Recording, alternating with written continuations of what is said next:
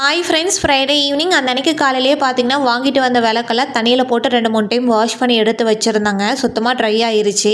Evening போல் மஞ்சள், குங்குமம், திரியெல்லாம் போட்டு ரெடி பண்ணி வச்சுருந்தேன். கோவிலுக்கு போகிறதுக்கு முன்னாடி ஆயில் மட்டும் போட்டு எடுத்துகிட்டு போயாச்சுங்க. இந்த கோவில் நம்ம வீட்டுக்கு ஆப்போசிட்டில் தாங்க இருக்குது. ஃபஸ்ட்டு கோவிலுக்கு போயிட்டு விளக்கெல்லாம் போட்டு வந்ததுக்கப்புறமா தான் வீட்லேயுமே தீபம்லாம் போட்டு சாமி கும்பிடவே ஸ்டார்ட் பண்ணோம். பூஜா ரூமில் விளக்கெல்லாம் ஏற்றி நல்லா திருப்திகரமாக சாமி கும்பிட்டு முடிச்சதுக்கப்புறமா வீட்டுக்குள்ளேயுமே டெக்கரேஷன்லாம் பண்ண ஸ்டார்ட் பண்ணியாச்சுங்க. வீட்டுக்குள்ளேயுமே விளக்கெல்லாம் வைக்கிறதுக்கு முன்னாடி அடியே டிஷ்யூ பேப்பர் போட்டு தாங்க வச்சுருந்தேன். அதுக்கப்புறம் நிலைவாசல், கோலம் இது ஃபுல்லாகவே டெக்கரேட் பண்ணவுமே ஸ்டார்ட் பண்ணியாச்சு. ஓப்பன் டெரஸ்லேயுமே விளக்கெல்லாம் வைக்கலான்னு சொல்லி தாங்க யோசிச்சு வச்சுருந்தேன். மலைத்தூரல் போட்டிருந்ததுனால அங்கே விளக்கெல்லாம் வைக்க முடியல.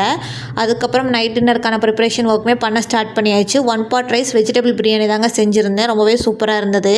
அன்னைக்கு டே பார்த்திங்கன்னா எங்களுக்கு இந்த மாதிரி தான் இருந்தது.